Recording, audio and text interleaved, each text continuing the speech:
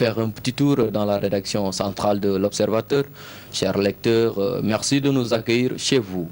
À lire à la une principale de l'Observateur de ce matin, cette séance d'explication entre le secrétaire général du PDS et les refondateurs du Parti libéral, Wade Fada, une rencontre à haut risque, lit-on à la une principale de l'Observateur. Ça passe ou ça casse, il n'y aura pas de demi-mesure. L'avenir du Parti démocratique sénégalais se joue aujourd'hui en petit comité. Le camp de la refondation dirigé par Modou Diagne Fada et compagnie et le secrétaire général du PDS, Maître Abdoulaye Wade, vont se rencontrer aujourd'hui pour une petite séance d'explication. Une rencontre organisée par les médiateurs dont Maître Madické Niang et Tafsir Thioye à la suite du mémorandum publié par les rebelles entre guillemets qui soutiennent la réorganisation de la formation libérale. Le face-à-face entre Wade et ses enfants prévu à 11h est finalement fixé à 17h de ce soir.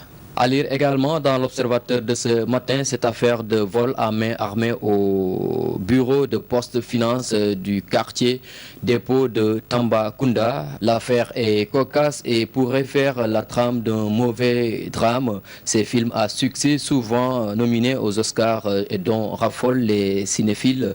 Mais loin de Hollywood, c'est à Tambacounda, au cœur de la capitale du Sénégal oriental, que la scène s'est jouée dans la nuit du dimanche 7 au lundi 8 juin dernier. Une bande armée de 6 individus à bord d'un véhicule 4x4 a pris pour cible le bureau poste finance du quartier dépôt de Tambacounda.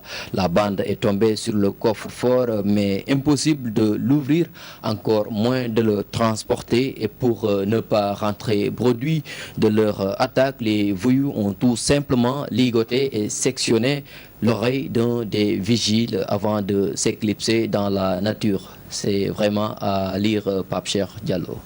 Suite au tir groupé des gens de l'APR sur Ahmad Dansokho, le porte-parole du PIT renvoie Maître Oumar Youm et compagnie à la lecture pour le professeur Sambassi qui se dit surpris de la véhémence des réactions. Il reste beaucoup de choses à faire pour la satisfaction de la demande des Sénégalais et il est impératif d'éviter de verser dans les excès.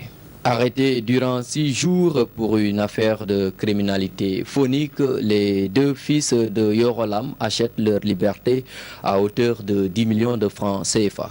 Les 2 fils de Yorolam et compagnie l'ont échappé belle, privés de liberté durant 6 jours pour une affaire de criminalité phonique. Les 7 bijoutiers ont transigé à hauteur de 10 millions de francs CFA pour acheter leur liberté.